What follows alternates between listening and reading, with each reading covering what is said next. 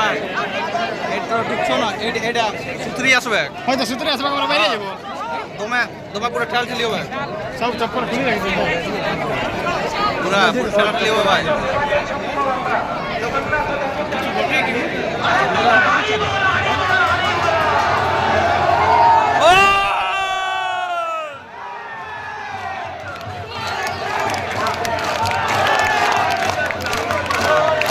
video বানা দিলে